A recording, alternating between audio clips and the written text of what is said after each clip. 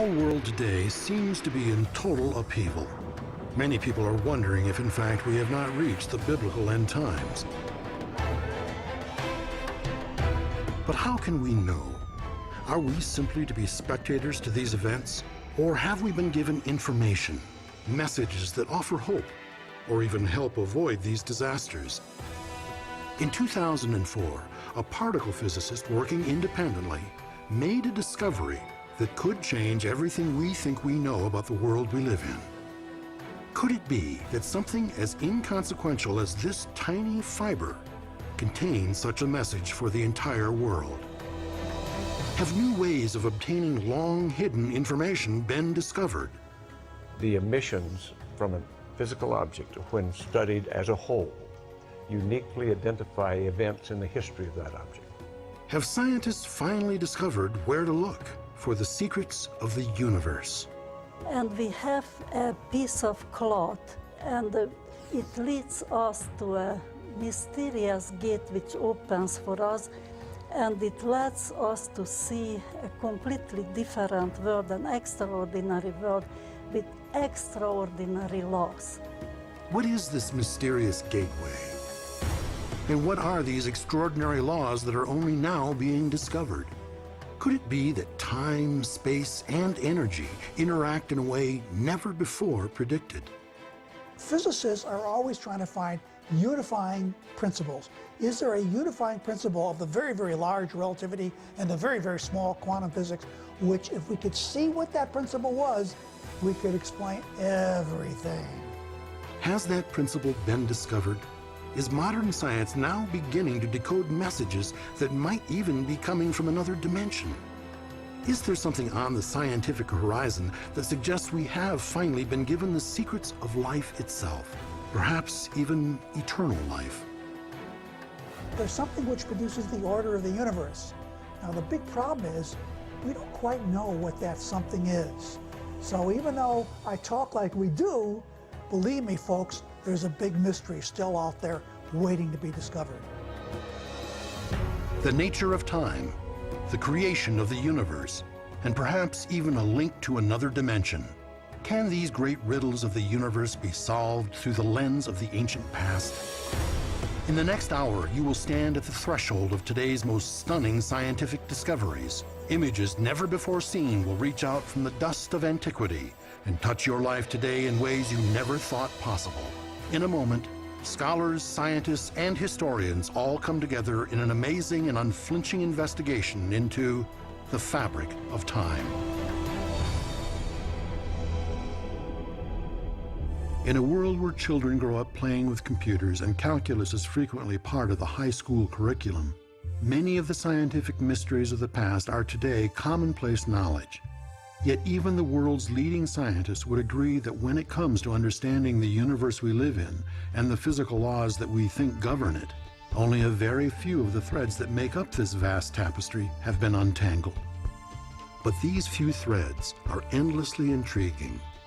Einstein's theory of relativity, quantum mechanics, particle physics, all taunt us with the notion that perhaps we can know the unknowable. Yet these studies have only begun to reveal the intricate interweaving of forces that make up the universe. Is it possible these lofty scientific pursuits are being advanced exponentially by the information contained in one ancient, earthly, hand-woven piece of cloth? Some scientists say yes. But in order to understand how that could be, we must first understand the secrets these scientists are trying to uncover. The basic ideas behind quantum physics and relativity are really quite simple. The laws of physics are the same for all observers, regardless of where they are and how fast they're going. The universe that this model leads us to is an intelligent, self-organizing, creative, learning, trial and error, participatory, interactive, non-locally interconnected evolutionary system. That's what it's all about. That may seem simple enough to the scientists, but how can an awareness of these concepts help us understand the meaning of why we're here and where we're going? Is there some deeper understanding that can be gained through all of this scientific study? Why do we care about quantum physics and relativity so much? Well, basically, they're really very beautiful theories. But if that's all they were, we wouldn't care very much at all. What we feel, though, is that they're gateways. They're leading us into new ways of understanding the universe, and that we care about very much. I sincerely think that through these studies, we will come upon a completely new structure of physics, maybe even a completely different world. Science has discovered the basic structure of the entire universe by studying the tiniest possible things. And they did it with the largest scientific instruments ever built. One such instrument is 16 miles long, fills a mountain, and searches for particles 1 trillion times smaller than a human hair. But why? Why search for the tiniest of tiny particles? It's been known for a long time that all physical matter emits and reabsorbs particles of energy. Over 100 years ago, Max Planck named these emissions quanta, or quantum singularly, and they have been the study of particle physics for over 100 years. And if you analyze all the emissions from any physical object, that's called a quantum hologram. We now understand that all physical objects have a quantum hologram. That study has produced a set of laws that scientists call the Standard Model. This is the theory that summarizes the scientists' current understanding of elementary particles and the fundamental forces of nature. In fact, what's going on in the Standard Model of particle physics is extremely mind-bending and paradoxical. For example, the Standard Model says that there are inside of the nucleus invisible particles, particles we never see on their own, called quarks. And no one has ever seen a single quark. In spite of the fact that we've achieved a lot of success in physics, there's still a lot of mystery here yet to be discovered. But assuming all of this is true, where can we begin to look for a meaningful example of what all of this means to you and me? Is it all just some cosmic Rubik's Cube for scientists to play with? Or is it possible there is a broader purpose, ancient information perhaps, that is even more relevant today? In the late 1970s, scientists developed a computer program that allowed NASA technicians to read the terrain characteristics of distant planets derived from two-dimensional satellite photographs. But the developers of this amazing device were in for a shock when they were asked to analyze a photograph of something most of them had never even heard of. Actually, what they were looking at was a two-dimensional photograph of a two-dimensional artifact. But to everyone's amazement, from somewhere there emerged three-dimensional information. To these practical scientists, it was as if they were looking at something from another planet. None of them had ever seen anything like this before. A photograph of an ancient cloth had brought the scientists face to face with the impossible. Three-dimensional information was being discovered where it couldn't possibly exist. Suddenly, a broad range of scientists took a professional interest in what had been, for those who were even aware of it, nothing more than a mild curiosity. But for one particle physicist, this tiny fiber generated the most excitement. It is a single thread from that same cloth, and resting on its surface is the hint of an image that is barely visible. Could it be that somewhere in the origins of this image lay the secrets of the universe? The artifact was the Shroud of Turin, and without a doubt it is the most picked at, probed, x-rayed, examined, revered, reviled, tested, studied, scanned, and photographed artifact in the world today. For those who are unfamiliar with this particular piece of cloth, it has long been revered as the object described in the Gospel according to John, chapter 20, verses 6 and 7. Referring to Peter, John wrote, "He saw the strips of linen lying there, as well as the burial cloth that had been around Jesus' head. The cloth was folded up by itself, separate from the linen."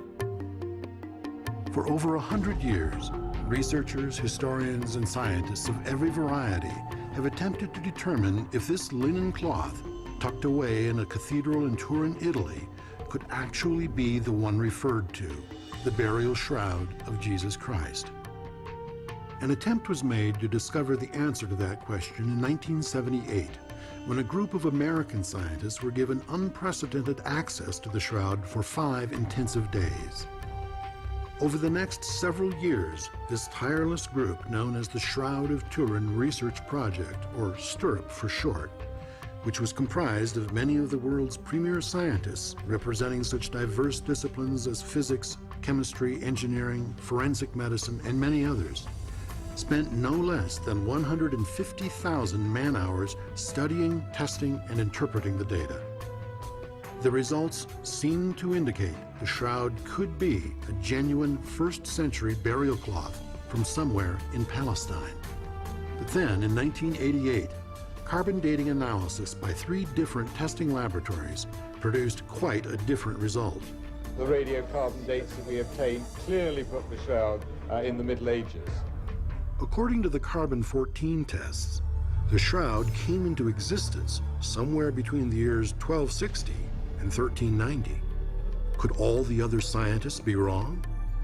First of all, we must point out that the dating of a shroud sample in 1988 was both controversial and hotly disputed by experts in many fields.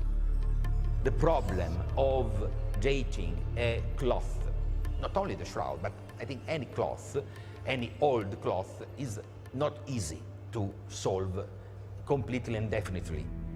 According to the professor, the idea of a medieval origin of the shroud leads to an impossible thesis. The forger would have had to find a man to crucify, flog him mercilessly, place him in a shroud, and then manufacture or simply wait for the image to somehow appear.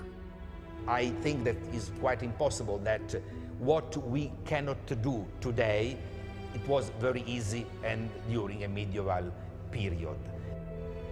150,000 man-hours and the work of dozens of scientific disciplines were challenged, actually brushed aside, by a single carbon-14 test. But the world was left with the same question. What created the image? And how do all of these latest scientific advances lead us to this particular artifact?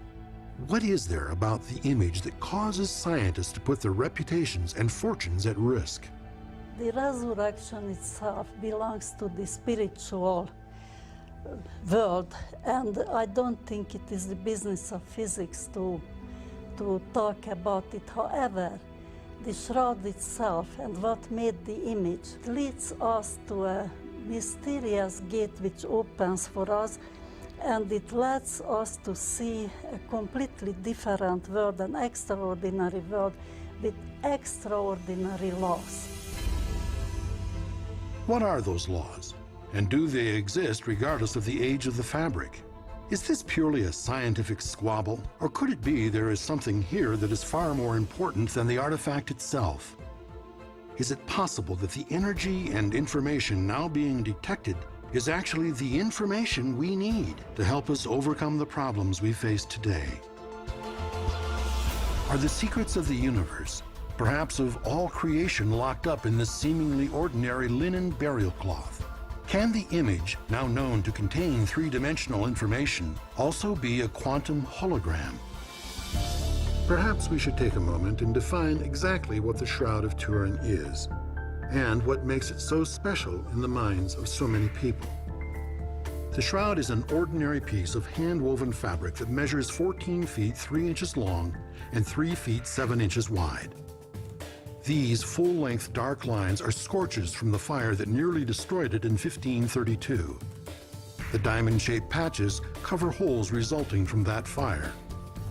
But it is the faint, ghostly image of a crucified man on the surface of the cloth that rivets our attention and makes this piece of cloth unique in all the world. What is the truth about the shroud? Is it a communication from another time, another dimension? And if so, can we determine what the message is intended to be? Could it be that the quantum revolution in physics permits science to go beyond human speculation? According to some physicists, the world is even more extraordinary than we thought. Oddly enough, this ordinary piece of linen cloth, that many scientists believe to be over 2,000 years old, might give scientists their most tangible clue to unlocking the secrets of the quantum hologram. Yet, some still maintain the carbon-14 test places its scientific value under a cloud of suspicion. There are hundreds of pieces of evidence, both scientific and historical, that indicate that the shroud is authentic.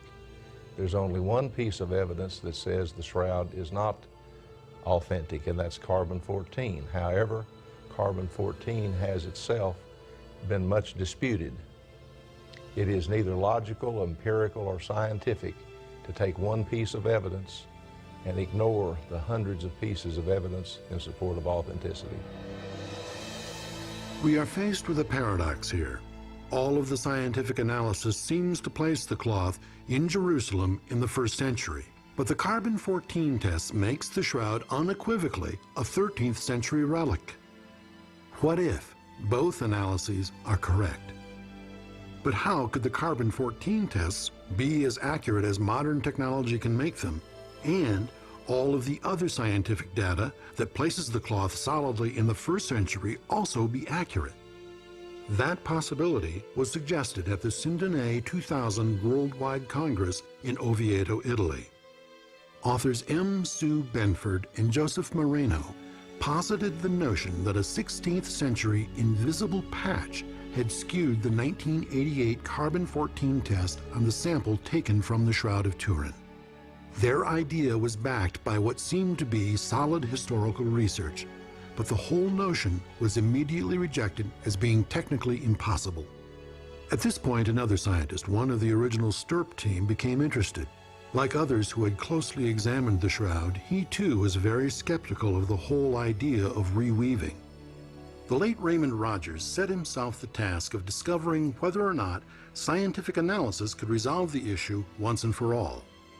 Rogers obtained samples of the shroud immediately adjacent to the area used in the carbon-14 test. These were provided by Gilbert Reyes, the man who had originally removed them. In an interview unveiled at the 2005 Dallas Symposium on the Shroud, Rogers told the interviewer, "This is just about the last straw. I've got the samples that can shoot that full of holes." So I got out the Ross samples and I got out some of the Shroud samples, and I went to work again.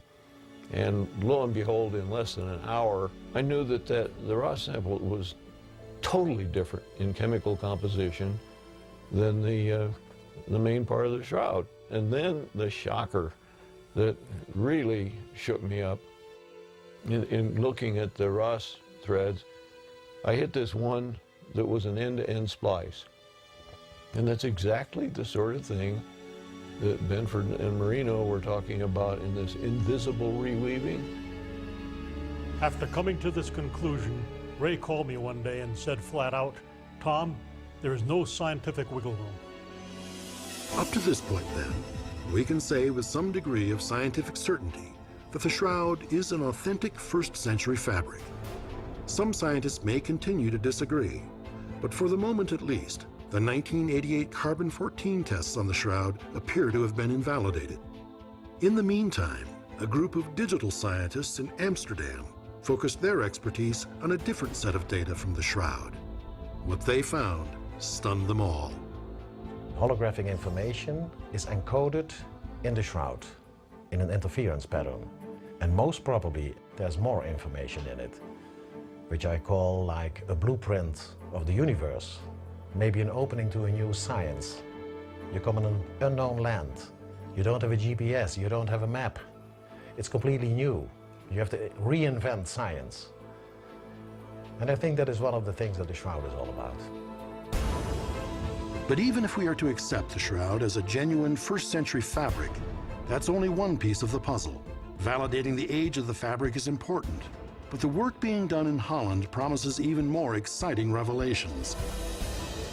If the fabric has been proven to be a genuine 1st century material, could it be there is supporting evidence to suggest this very fabric might in fact be the actual burial shroud of Jesus Christ? Have these scientists discovered something in the image itself that places this piece of cloth in a tomb near Golgotha?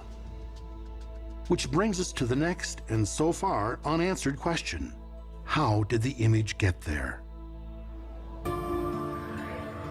There can be no doubt that the Shroud of Turin has been venerated for hundreds of years by the faithful as the cloth or sheet that covered the body of the crucified Christ. Nor can there be any doubt that the shroud exists. It has been touched, handled, photographed, and examined in every way imaginable. But has the result of all the research, testing, and study brought us any closer to proving not only the age of the fabric, but the reason for its veneration? There are those who insist the authenticity of the shroud has not been proven. What's more, they contend the idea that it once wrapped the crucified body of the historic Jesus can indeed never be proven. Recently, others have challenged that assumption, and the search for historic and scientific evidence that might corroborate the authenticity of the shroud goes on. And even Cardinal Severino Paletto, the papal custodian of the Holy Shroud at the cathedral in Turin, finds the search fascinating. My attitude towards science is one of great respect. And scientists, many scientists in the world study the shroud and carry out research, and they see what can be discovered step by step as studies proceed. And if science in the future offers us well-founded and incontrovertible elements, we will always be delighted. Pope John Paul II said that it was not the task of the Church, but of the historians and scientists to define whether it is authentic or not. For a significant number of researchers, at least some answers could very well be found in a cathedral in Oviedo, Spain. In chapter 20 of the fourth Gospel, we read how the two disciples, the beloved disciple and Peter, ran to the tomb on Easter morning, having heard that the tomb was empty. Now, there's been all kinds of speculation as to the position of the cloths, how they saw them. But really, that's unnecessary. The original Greek text is really quite clear on that. And the other disciple ran more quickly than Peter, and came first to the tomb, and stooping, sees lying the sheets. Comes therefore also Simon Peter following him, and entered the tomb, and he beholds the sheets lying, and the kerchief which was on the head of him, not with the sheets lying, but apart, having been wrapped up in one place. What the researchers and scientists are hoping to establish is some of what modern jurists call corroborative evidence. Does the kerchief in Spain somehow match up with the shroud in Italy?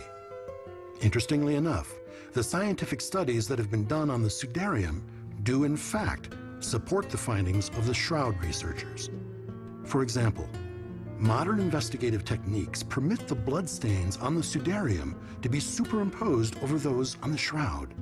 The result is astonishing. The stains coincide in the three main things. First of all, the blood group, AB. Second, stains corresponding to the back of the head are blood that was shed in life. There are many little stains. They were caused by some kind of sharp object that had penetrated the skin. By overlaying images of the two cloths, the blood stains, the actual shape of the stains, does coincide, which leads to another medical conclusion. These two cloths were used on the same corpse. It's a purely scientific conclusion. Now, if it covered the same corpse as the Shroud of Turin, well, obviously the shroud is at least as old as the sudarium. But setting aside the obvious similarities, there is one very important difference. Unlike the history of the shroud, the history of the sudarium is undisputed. And by firmly and scientifically establishing a direct correlation between the two artifacts, their value to the new quantum physics is inestimable. The modern controversy, however, didn't really begin until 1898, when a gifted Italian photographer, Secondo Pia, was given unprecedented permission by the King of Italy to photograph the shroud. What he caught on his two glass photographic plates stunned the world. The image on the cloth itself, the faint, almost ghost-like markings on the fabric, actually appeared in reverse. A positive image came up on what should have been a photographic negative. For the first time in history, the likeness could be seen in full, majestic detail, and the correlation between the image and the biblical description of the crucifixion was breathtaking and unmistakable. Skeptics and critics immediately began to cry foul. The very fact that the image so closely resembled the biblical description was, they said, proof that it was a forgery. Yet the image is so striking, so vivid, that a modern forensic analysis is possible. Dr. Robert Buckland, a former coroner and forensic pathologist for Los Angeles County, is well acquainted with the signs of violent death. This is the body of a 5-foot, 11-inch Caucasian male weighing about 170 pounds. On the head, there are blood flows from numerous puncture wounds on the front, back, and top of the head. There's a swelling over one cheek consistent with a beating. The right wrist is covered by the left hand, but there's a puncture wound in the left wrist consistent with a crucifixion injury. The classical, artistic, and legendary portrayal of nails through the palms is incorrect because the structures in the hand are too fragile to hold up the weight of a man of this size without tearing free. There are streams of blood running down both forearms, originating in the wrist areas and controlled by gravity, so the blood flows toward the elbows with the arms elevated and outstretched. On the back, there are more than 100 lesions which appear to be scourge or whip marks. Historians have indicated that the Romans used a whip called a flagrum. This implement had 2 or 3 thongs, and at their ends were pieces of metal or bone which looked like small dumbbells. Here you can see how those end pieces from a Roman flagrum fit precisely into the scourge lesions on the body. Here on the front of the body is a large blood stain resulting from puncture of the chest by an instrument like a lance or a spear. This weapon penetrated the thoracic cavity through the pleural spaces and into the heart. Later, after the corpse was removed from the cross and turned, blood dribbled out of the chest wound and puddled along the small of the back. There's an abrasion of one knee consistent with a fall. Finally, a spike has been driven through both feet and blood leaked from those areas and has stained the cloth. The evidence of a scourged man who was crucified and who died of postural asphyxia and cardiopulmonary failure is clear-cut. The corroborating evidence, forensic, historical, scientific, and circumstantial, as the lawyers might say, is clearly in support of authenticity. The circumstantial evidence in support of the authenticity of the Shroud of Turin is simply overwhelming. In my professional opinion, it would meet the most stringent evidentiary requirements in a court of law, beyond a reasonable doubt. All of the evidence, with the exception of the largely discredited carbon-14 test, give the Shroud of Turin a far greater claim to authenticity than virtually any other ancient artifact, or for that matter, any other object on Earth. But now scientists say all of this connects to the latest quantum physics. What is there about the Shroud that binds these new scientific discoveries to the old beliefs? What of the single image-bearing fiber we spoke of earlier? Does the image itself carry information? Have the secrets just now coming to light in the scientific world been hidden in this stunning artifact for hundreds of years? Could it be we have yet to learn that the universe does not necessarily work the way we have always been taught that it did? So far, we have been able to establish a scientific level of authenticity for the Shroud of Turin. And we have seen how science is discovering a whole new realm of physics. The question is, how do these two realities come together? Could it be the answer lies not with the fabric, but with the image itself?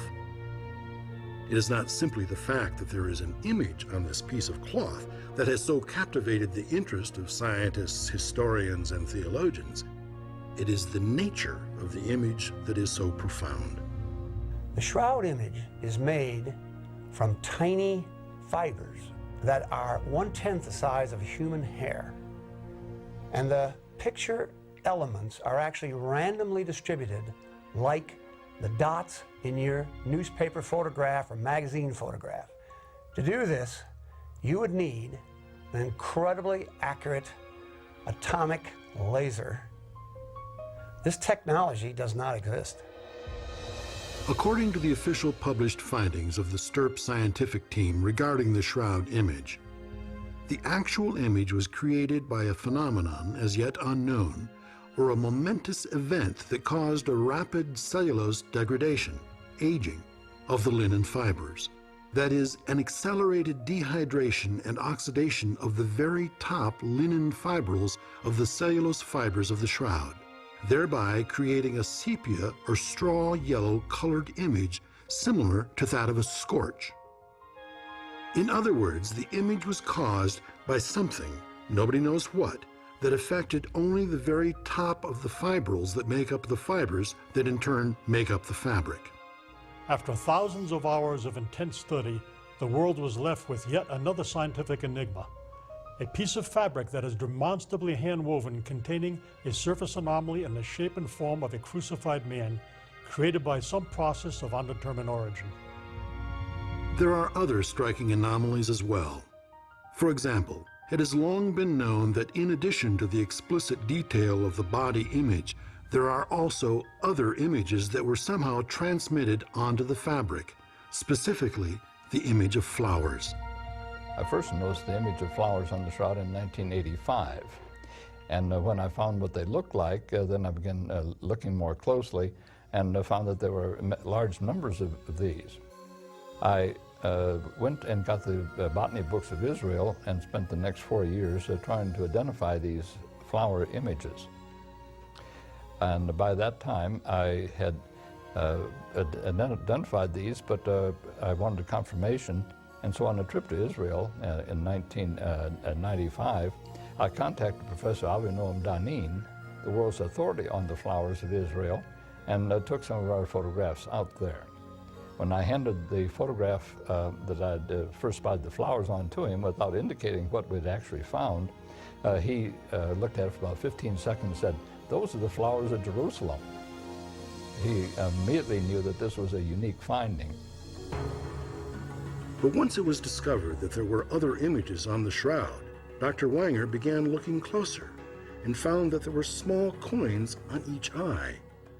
What significance could that possibly have? Dr. Alan Wanger, in his book, The Shroud of Turin, Adventure and Discovery, points out that not only are they there, they present distinct and profound clues as to the date and origin of the image. Father Francis Philus was professor of the theology as well as a scientist who investigated the Shroud of Turin, as well as a photographer. He was working with a group of researchers who were attempting to identify what the projections over the eyes were, thinking they might be coins. And Dr. Philus had enlargement made of the excellent photographs he had of the shroud and noticed a patterning over the right eye. On enlargement of this, he noticed that there were letters which he interpreted as UCAI and something that looked like a shepherd's crook. This is typical of the lepton, or the widow's mite, struck by Pontius Pilate in the years in 29 AD to 33. We can identify the images of them, and so we can identify the particular coin and know the origin as well as the date, which both of them are, that we identify are struck in 29 AD. So this dates the shroud back to the 1st century. It also localizes it to Israel, since these coins are just the widow's mites or the common penny of the time, and certainly would not circulate either outside of Israel or not very long after the reign of Tiberius Caesar, to which they were dedicated. But how could an image containing so much information have been formed? There are those who believe the image could only have been formed by a burst of some sort of radiation. But the simple fact is, nothing like the shroud image has ever been found or reproduced. But that's only the beginning of the astounding information to be gleaned from this amazing image. In spite of skeptics and setbacks, scientists continue their search. And Dame Isabel Pitzik, a particle physicist, believes the shroud has brought science to the threshold of a whole new understanding of physics. While dealing with the position of the body within the cloth, she discovered one of those mysterious properties that cannot be, yet somehow is. An interface that divides the image transport into two hermetically separate yet simultaneous actions and forces causing the shroud to be taut and parallel on both sides, creating a true event horizon. In general relativity, we have found that there are certain things called black holes. Now, the surface of a black hole is called an event horizon. And it's called that because right at that surface, the laws of physics seem to change character drastically. When you look at the image of the shroud, the two bodies next to each other, you feel that it's a flat image. But if you create, for instance, a three-dimensional object, as I did, the real body, then you realize that there is a strange dividing element, an interface, from which the image is projected up and the image is projected down. The muscles of the body are absolutely not crushed against the stone of the tomb. They are perfect. It means that the body is hovering between the two sides of the shroud. What does that mean? That there is absolutely no gravity. Other strange things you discover that the image is absolutely undistorted. Now, if you imagine that the cloth was wrinkled, tied, wrapped around the body, and all of a sudden you see a perfect image, which is impossible unless the shroud was made absolutely taut, rigidly taut. Everybody thinks that the tomb signifies death. Not at all, the exact opposite. The shroud and the tomb signifies an unbelievable beginning, because in the depth of the collapsed event horizon, there is something which science knows as singularity. This is exactly what started the universe in the Big Bang. We have nothing less in the tomb of Christ than the beginning of a new universe. For centuries, the shroud has been viewed and analyzed as a record of a death, the end of the physical being. But Isabel Pitzik is suggesting that it is, in fact, just the opposite, a record not of an ending, but a beginning, which would suggest resurrection in its truest sense. And according to Dame Pitzik, this is the starting base for the new physics. But is Isabel Pitzik out on a limb of physics where no one else wants to go? Perhaps not. Recently, a group of scientists trying to identify those things that are fundamental to the way nature works made some startling discoveries. Dr. Edgar Mitchell, the sixth man to walk on the moon, founder of the Institute of Noetic Sciences, author and lecturer, explains. The classical traditional model in physics, which began in Newtonian times, describes how particles and atoms and molecules move and recombine. Even most of the 20th century, physicists only looked at the particle aspect of it and did not really concentrate very much on the informational aspect. And it's only really with the quantum hologram that we have brought information up to a par of importance with energy itself and with physicality, so that we understand that the universe we live in not only exists because of its physicality, but it's understood because of its information. And this is a powerful new concept. And all physical bodies have such a holographic emission that is available non-locally, which means throughout the universe, non-locally at all times. Could it be the event horizon demonstrated by the image on the shroud sent information instantaneously throughout the universe? And does this mean that the resurrection was a universal event? Physics has achieved a lot of success, and we think that we have pretty much everything, but it turns out we know we don't. We know there are missing links. We know there are puzzles and infinities cropping up all the time. And believe me, people are working to find some answers. But in spite of our successes, there are still some mysteries abounding. Some scientists believe the characteristics of the image on the shroud, such as three-dimensional information from a two-dimensional photograph, the negative aspect of the image, and the fact that the image that appears on the cloth, virtually free of distortion, are basically holographic.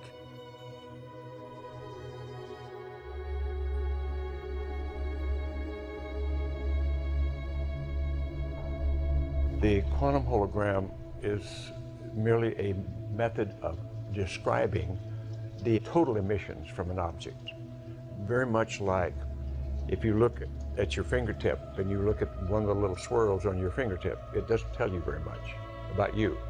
But if you look at the swirls on all 10 fingers all at once, that's your fingerprint, and it uniquely defines you and identifies you. The same thing with the quantum hologram. The emissions from a physical object, when studied as a whole, uniquely identify events in the history of that object. Could it be that events in the history of the Shroud of Turin are still there for us to discover, decipher, and understand? If the essence of physical law is informational, then perhaps the image on the shroud has given us not only a record of the resurrection, but a description of creation as well. Could it be that instead of science proving the shroud is authentic, the image on the shroud is proving the accuracy of the science? In the quest for scientific authenticity, has the miraculous meaning of the shroud been rediscovered? What would it mean to the world if scientific research and the faith of generations could join hands in perfect harmony? Up to this point, the evidence seems to indicate that the 1988 carbon dating of a small piece of the shroud fabric was at best compromised and at worst completely useless.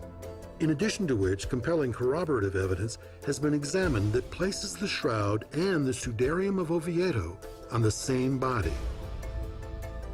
Ongoing research, meanwhile, has uncovered a number of other scientific anomalies that place the shroud squarely over the body of Jesus Christ at the time of his resurrection early in the 1st century, and at the same time, squarely at the center of a 21st century scientific paradigm that suggests a new understanding of our place in the universe and how it all began. We have also seen that scientists are now coming to grips with a whole new basis of physics, fundamental to the way nature works. In one of the most exciting discoveries to date, Dr. Petrus Soons points out that there is more, perhaps much more, to this piece of fabric than meets the eye, even peering through a microscope. In 1931, Giuseppe Henri, a professional photographer, was commissioned to make a photographic record of the shroud in connection with a royal event, which meant many photographs would be taken. Dr. Soons reasoned that if the negatives of these photos also contained three-dimensional information, a full hologram of the image might be possible. I contacted Dr. Alan Wenger and his wife Mary because I knew that he was in the possession of second and third generation copies of the negatives of the photographs that were made in 1931 by Dr. Henriet, a professional photographer. He made available these negatives to me, and I brought them to Holland, and in cooperation with the Dutch Holographic Laboratory, we digitalized them. And if a professional looks at negatives, he can see how much information is in it. So we estimated that it would be about 200 to 300 megabyte. But it proved to be that most of the negatives had information up to 1 gigabyte, which means 4 times the informations that we estimated.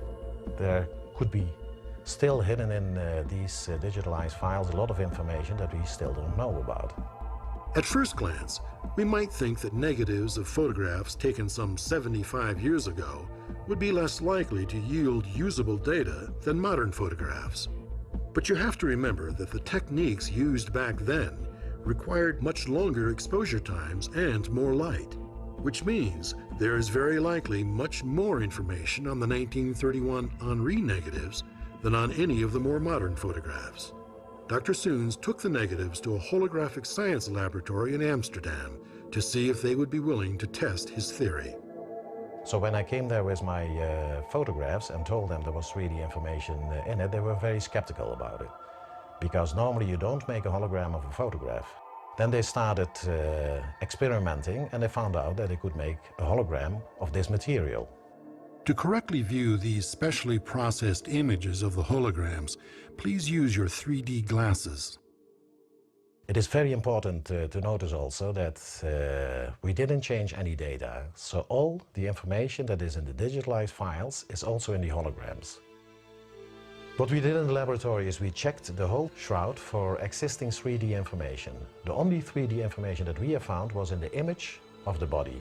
All the rest that, for example, Dr. Alan Wenger has discovered, for example, the flower images, that was a different imaging process. So basically you talk about 3 different imaging processing in the shroud. That is the blood, which was direct contact.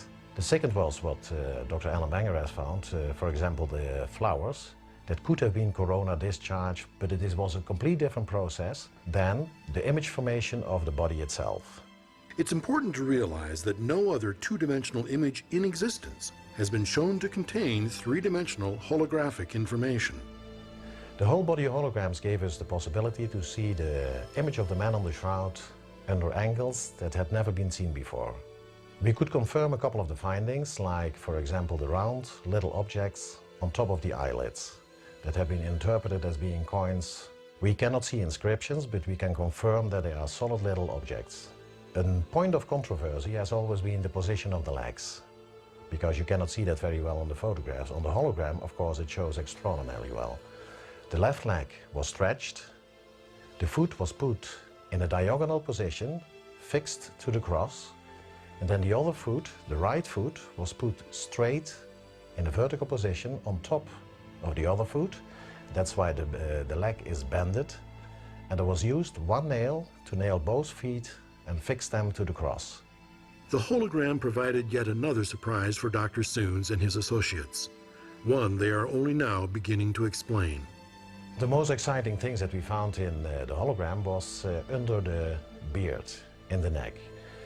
It was known already that there was a white line, but nobody could ever say what that exactly meant and what it was. It's a solid object. It is in the form like something like an amulet that was put there. Now, after studying it for quite a while, I could figure out that there were letters on it, on top, sticking out a little bit. Well, it turns out that information on that plaque is evident in some photographs and not in others. And the people at the Eindhoven Holographic Lab in Holland found that slight variations in the focusing distance brought that information out. So on one photograph where we have this information, it was just by pure luck that everything was right and they captured it. And what's that is suggestive of is that there is different information at different depths into this image. And Dr. Peter Soons thought he saw letters there, and he talked with a rabbi and scholar who was fluent in the Aramaic and Hebrew, and the letters are apparent, and they translated those into a meaningful phrase, which says a lot about who this might be. Now, these letters are ABA, Aleph, Bet, Aleph, which is the word Abba, which means father. Now, seeing the circumstances here and where the amulet is, that makes a lot of sense, because Christ used to call himself also the Son of God, the Son of the Father, the Son of the Holy One. So it is like saying, the amulet that was put probably by the apostles over there, like saying, here is the Son of God. This information is going to have to be checked out, but if it were confirmed, this would just be along the line of several other things that have been written just recently. I mean, literally hot off the press books that are saying in early Christianity, 2 messages were preached from the very beginning. Jesus is divine and he was raised from the dead. Those two are right there at the beginning. They didn't come decades later. And of course, that's the same proclamation that we find in the Gospels and in Paul.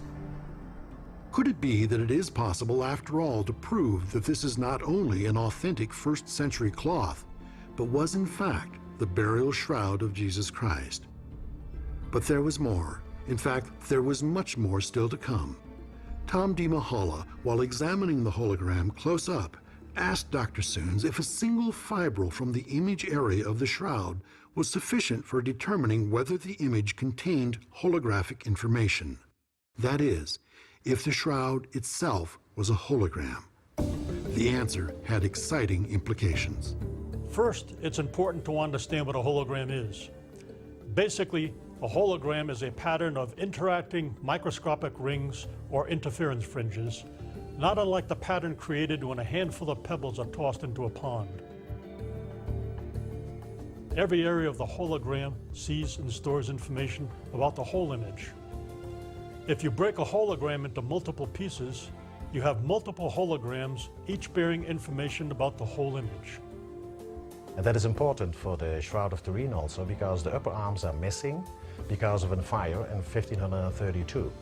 So if, what I believe, there's holographic information in the shroud, you would be able to activate that. You would see the whole body of the man in the shroud, including the missing upper arms. Testing is still being done to determine if, in fact, the shroud image does carry holographic information. Dr. Soons has already seen rings on the latest hologram of the shroud image, suggesting that this may be the case. Perhaps, in the not-too-distant future, we may be able to create a full, unblemished hologram from a very small area of the shroud's image. Indication of this can come from a single fibril. Having had a chance to examine the holograms, we asked both Dr. Alan Wanger and Tom DiMahala to tell us if there's anything there they hadn't seen before, to give us their impressions of the new data. The hologram does a remarkable job of emphasizing certain features on the shroud. It gives an astonishing three-dimensional aspect to this. It makes some of the features much more prominent, particularly the scourge marks that we see front and back are astonishingly revealed in the holograms. Also, we see certain parts of the body, such as the toes, some of the hair, and actually we think possibly one of the elbows on the holograms, which is not really that apparent on the regular photographs. The discovery of the plaque around the neck is particularly significant. And being able to identify and translate the letters into a meaningful phrase suggests not only who this person was, but who and what the people of that time believed him to be. Slowly but surely, science seems to be giving us the closest thing to literal proof of biblical history the world has ever seen. There are other things as well. For example, we can clearly see there is no distortion of the dorsal or backside image. The fact supports Isabel Pitzig's theory of a true event horizon. Had the body been lying on rock when the image was formed, distortion would have been unavoidable. There are several remarkable attributes to the shroud evident here that aren't discussed very much. The most obvious is that it is still here, that it has survived through fire, flood, and the ravages of time. And even though it has presented the faithful and scientists alike with considerable challenges, it still has a message for all mankind. The more we work with it, the more we discover, and the more we come to realize that this could be a record of the literal resurrection of Jesus Christ. The shroud is the most astonishing object that's in existence, most intensely studied, and the one that has the most important information for we human beings. We have no question but this is Jesus of Nazareth, and we feel that the event, which occurred approximately 30 to 36 hours after death, with the body disappearing within the folded shroud, indicates that some unique event, which we call a resurrection, had taken place. Probably the most pivotal event in history, which is exemplified and witnessed by the shroud. At least as far as the Shroud of Turin is concerned, science, once thought to be the enemy of all things religious, now seems to be enjoying a new role as partner in uncovering the truth. But regardless of the scientific, archaeological, or theological determinations, people have come to their own conclusions about the shroud, what it is and where it came from, and the meaning it holds for them. At this point in time, it seems unlikely that carbon-14 tests or polarized light microscopes or any of the other so-called tests advanced by the skeptics will do much to change their conclusions. Probabilmente questo dono viene direttamente da Gesù. Probably this gift comes directly from Jesus, if we also want to say that it appeared at a certain moment of history. And meanwhile, we are not able to explain the origin of the image, which continues to be a great mystery. Un grande mistero. The shroud always remains an instrument of providence, given to the church to announce in a rather more sensitive way, also in an exterior way, that great mystery of a love that could not be greater. But could it be that the image on the shroud is telling us there is something beyond death? Until modern times, science has not concerned itself too much with how we know what we know. It's based upon information, but science has not looked at the subjective experience, nor exactly how we perceive what we perceive. But this quantum holographic development and understanding is changing all of that. That helps us get a new handle on how information is utilized in living organisms, something we've never had before. The researchers and scientists continue to explore all possibilities, and the Shroud of Turin has apparently given the scientific world a whole new quantum paradigm to think about. This astonishing artifact has brought to light a whole new world of scientific and religious possibilities. Is the Shroud of Turin, in fact, a physical and scientific record of what has been regarded up until now as a purely spiritual event? The literal resurrection of Jesus Christ? Could it be, as Dame Pitzik suggests, the evidence of a new beginning and the threshold of a revolution in physics that can open the door to the meaning of the universe? Or does it suggest the existence of some unknown force still waiting to be explored? For 2 millennia, the mysterious image on this piece of cloth has comforted the faithful and puzzled the skeptic. Now, with hundreds of thousands of man-hours devoted to scientific analysis of the shroud, perhaps we can draw some conclusions. Since nothing even remotely approaching the image on the shroud has ever been found, it seems fair to suggest the image was intended to be a message to mankind. And if all of this is true, wouldn't that suggest the message of the shroud might simply be a message of hope? As each new scientific discovery enhances the meaning of the image of the shroud, it seems to be saying, look closer. I have given truth to the world. Bring it into the light.